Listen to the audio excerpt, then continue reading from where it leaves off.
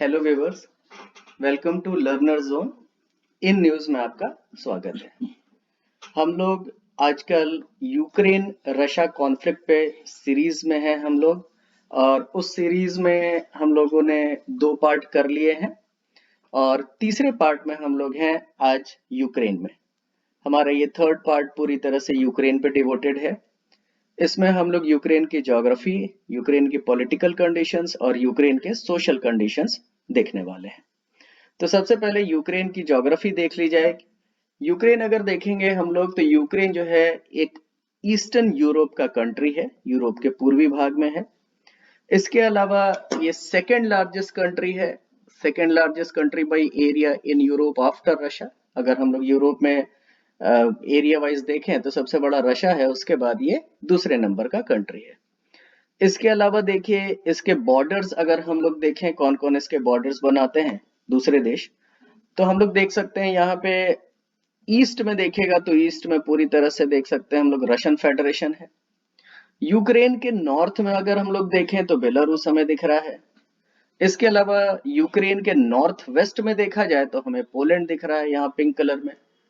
इसके अलावा यूक्रेन के वेस्ट में देखें तो हमारे पास यहाँ पे 2 कंट्रीज हैं। एक येलो कलर में हमें ये स्लोवाकिया दिख रहा है, और इसके अलावा ग्रीन कलर में हमें हंगरी दिख रहा है। तो ये 2 कंट्रीज पूरी तरह से यूक्रेन के वेस्ट में। इसके अलावा यूक्रेन के साउथ में आए तो साउथ में भी 2 कंट्रीज हमें मिल रहे हैं। एक हमें येलो कलर में ये रोमानिया दिख रहा है। इसके अलावा दूसरा जो है हमें यहाँ पे मालदोवा दिख रहा है। इसके अलावा अगर हम लोग देखें तो यूक्रेन की का कुछ बॉर्डर जो है वो कोस्टल बॉर्डर भी है। यूक्रेन के साउथ में अगर देखेंगे हम लोग तो ये रहा आपका ये ब्लैक सी, जो कि कोस्टल बॉर्डर बनाता है यूक्रेन का। तो ये तो हो गए यूक्रेन के बॉर्डर्स। इसके अलावा अगर यूक्रेन की पूरा को पूरा अगर हम लोग एरिया देखें तो नियर अबाउट आप देखिए करीब करीब 6 लाख के आसपास है, 6 लाख स्क्वायर किलोमीटर। इसके अलावा अगर हम उनकी जनसंख्या या पॉपुलेशन देखें तो लगभग 410 करोड़, 4 करोड़ के आसपास है ना, 41.2 मिलियन, लगभग 4 करोड़ के आसपास।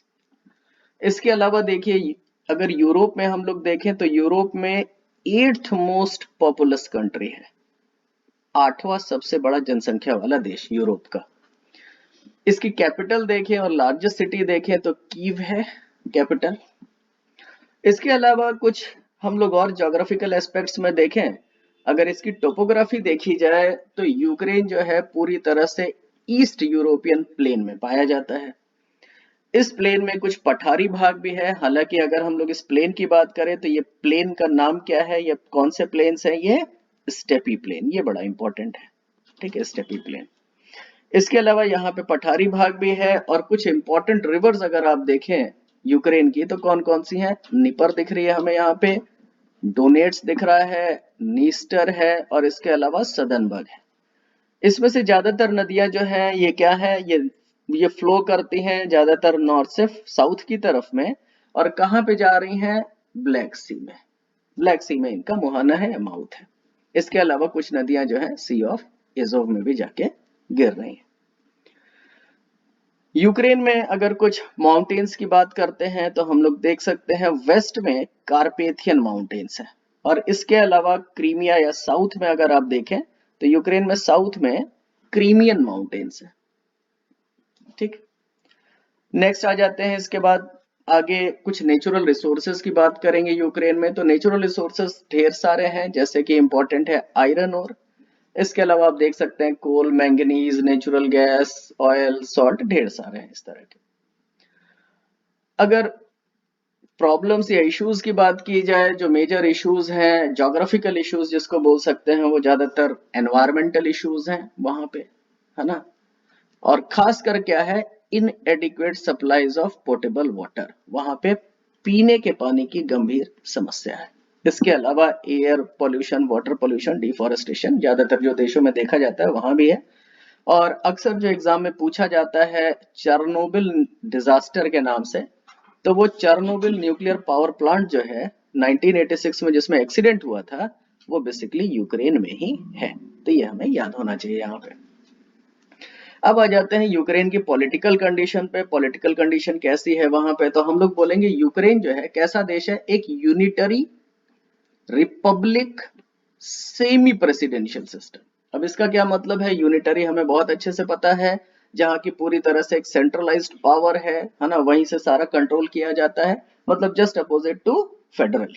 इसके अलावा रिपब्लिक है, रिपब्लिक का मतलब हो गया वहां पे जो कंट्री का जो हेड है वो कैसा है, वो डायनेस्टी के हिसाब से नहीं है, या वो मतलब हेरिडिटरी नहीं है, बल्कि वहां पे जो चीफ ऑफ द कंट्री है वो उनका इलेक्शन होता है, रिपब्लिक है। इसके अलावा सेमी प्रेसिडेंशियल सिस्टम यहाँ पे हम लोग इसलिए बोल रहे हैं क्योंकि यहाँ पे प्रेसिडेंट तो है ही, लेकिन सारी की सारी पावर्स जो है वो प्रेसिडेंट के पास नहीं है, बल्कि वो पावर्स जो है एक तरह से शेयर की जाती हैं किसके साथ में, प्राइम मिनिस्टर और उनके कैबिनेट के साथ में। ठीक है। और इसके अलावा यहाँ के पॉलिटिकल सेटअप की खास बात और क्या है कि यहाँ पे सेपरेशन ऑफ पावर्स देखा जा रहा है, जैसे कि हमारे यहाँ है इंडिया में, है ना, लेजिस्लेटिव, एग्जीक्यूटिव और जुडिशियल ब्रांचेस, इनमें सेपरेशन है। इसके बाद देखिए थोड़ा सा पॉलिटिकल हिस्ट्री की अगर हम लोग बात करें, पॉलिटिकल हिस्ट्री में जाएंगे तो हम लोग देख सकते हैं यहाँ पे रशियन रिवॉल्यूशन, जो कि हमें पता है 1917 की बात है। 1917 के बाद एक यूक्रेनियन पीपल्स रिपब्लिक का फॉर्मेशन हुआ था 23 जून 1917 को। यहाँ से जो हमारा मॉडर्न हिस्ट्री, हम लोग यहाँ पे एंशिएंट और मेडिवल हिस्ट्री यूक्रेन की नहीं ले रहे हैं, यहाँ पे सिर्फ हम लोग मॉडर्न हिस्ट्री की बात कर रहे हैं, वो भी सिर्फ पॉलिटिकल हिस्ट्री जो है। तो सबसे पहले हम लोग यहीं से स्टार्ट कर रहे हैं कि 1917 में after the Russian revolution Ukrainian peoples republic का फॉर्मेशन हुआ। उसके बाद देखते हैं आगे चल के, देखिएगा तो यूक्रेनियन सोवियत सोशलिस्ट रिपब्लिक जो है ना, वो एक फाउंडिंग मेंबर था ऑफ सोवियत यूनियन, जिसका कि फॉर्मेशन हुआ था 1922 में, जो हम लोग यूएसएसआर के नाम से जानते थे। तो यूएसएसआर का फॉर्मेशन हो गया in the form of Soviet union 1922, और उसमें एक बहुत ही इंपॉर्टेंट या की मेंबर था यूक्रेन, 1922 में यूएसएसआर में शामिल हुआ।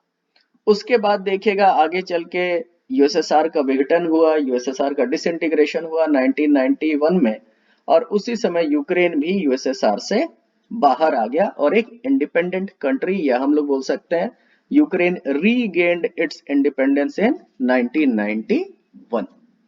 इसके बाद नेक्स्ट आते हैं, उसके बाद यूक्रेन की पॉलिसी कैसी रही, तो हम लोग बोल सकते हैं कि Ukraine declared itself a neutral state. क्यों? क्योंकि वो एक तरह से ऐसा फेज था कि बस अभी अभी कोल्ड वॉर खत्म ही हुआ था, लेकिन हम लोग ये जरूर बोलेंगे कि कोल्ड वॉर का जो इन्फ्लुएंस था वो पूरी तरह से खत्म तो नहीं हुआ था। ये जरूर है कि कोल्ड वॉर एक तरह से खत्म हो गया था, इन्फ्लुएंस नहीं खत्म हुआ था।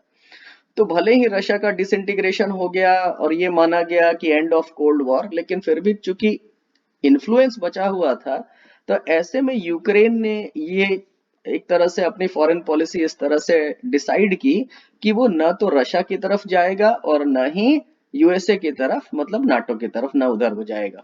तो उन लोगों ने क्या किया, declared itself a neutral state, है ना, दोनों की तरफ एक जैसा रहेगा। इसके बाद देखिए गया कि it formed a limited military partnership with Russia and other CIS countries while also establishing a partnership with NATO in 1994। तो यूक्रेन की फॉरेन पॉलिसी का एक ये जो न्यूट्रल स्टेट वाला जो कॉन्सेप्ट था, वो किस तरह से हमें देखने में मिल रहा है कि उसने एक तरफ मिलिट्री पार्टनरशिप की किसके साथ, रशिया के साथ, लेकिन वो कैसी थी, लिमिटेड, है ना, ज्यादा नहीं। दूसरी तरफ देखिएगा कि उसने नाटो से भी एक पार्टनरशिप अपनी बनानी चाहिए, कब, 1994 में, है ना। तो दोनों के साथ ही यूक्रेन ने चाहा कि दोनों के साथ अच्छे संबंध बने रहे।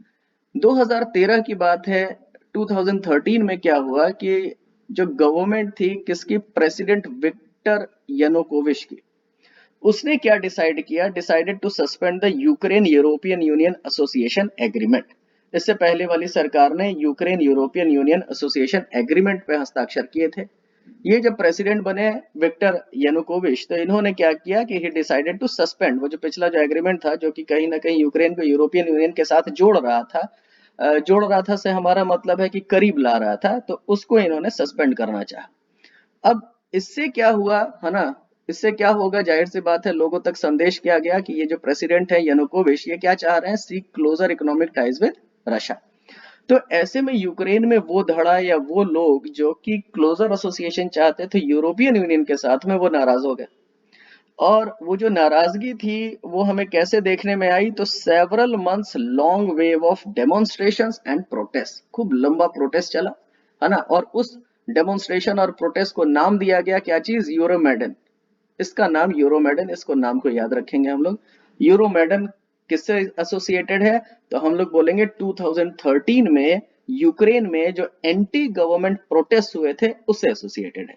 इसके अलावा अगर कोई और हमसे जानना चाहता है तो हम लोग ये बोल सकते हैं कि भाई वो प्रोटेस्ट इसलिए हुए थे काहे कि यूक्रेन और यूरोपियन यूनियन एसोसिएशन एग्रीमेंट जो था इसको ब्रेक किया था उस समय की सरकार ने, तो सरकार के खिलाफ ये एक तरह से आंदोलन हुआ था या मूवमेंट चला था। इसके बाद देखिएगा which later escalated into revolution of dignity. अब ये भी हमें याद रखना है कि यूरोमेडन क्या है और उसके बाद क्या है, रिवॉल्यूशन ऑफ डिग्निटी। वो आगे चल के जो और ज्यादा जो एक तरह से जो मूवमेंट था वो बहुत बड़ा हो गया, है ना, उसका स्प्रेड बहुत फैल गया, तो हम लोग क्या बोल रहे हैं, रिवॉल्यूशन ऑफ डिग्निटी। और इसकी वजह से क्या हुआ, it led to the overthrow of Yanukovych. ये जो उस समय प्रेसिडेंट थे उनकी सरकार जो है उसको एक तरह से तख्ता पलट कर दिया गया और establishment of a new government. तो हमें ये दो टर्म्स बहुत अच्छे से याद रखने हैं, एक रिवॉल्यूशन ऑफ डिग्निटी और दूसरा है यूरोमेडन। इसके बाद देखिएगा चूंकि ये सारे एक तरह से हम लोग ये बोल सकते हैं कि इन सभी जो ये मूवमेंट था, रिवॉल्यूशन था, इन सभी ने एक तरह से बैकग्राउंड तैयार किया किसके लिए, रशिया के लिए। और रशिया ने क्या किया 2014 में, annexation of Crimea bye Russia, 2014 की बात है। और इसके अलावा वॉर इन डोनबास रीजन जो आज भी जारी है, ठीक है, जो कि एक प्रोट्रैक्टेड कॉन्फ्लिक्ट था 2014 से अभी तक चल रहा है ना। इसके बाद देखिए नेक्स्ट, इकोनॉमिक कंडीशन कैसी है यूक्रेन की, तो हम लोग बोलेंगे कि जितने भी जो डिसइंटीग्रेटेड फ्रेगमेंट्स थे यूएसएसआर के, उनमें अगर हम लोग बोले तो यूक्रेन जो है इकोनॉमिकली एक बेटर पोजीशन में था और ये माना जा रहा था कि यूक्रेन में जो है, यूक्रेन में समृद्धि आएगी और यूक्रेन एक प्रॉस्पेरस कंट्री के तौर पे आगे बढ़ेगा। लेकिन बहुत जल्द ही हमने ये देखा कि यूक्रेन जो है lost 60% of its GDP from 1991 to 1999।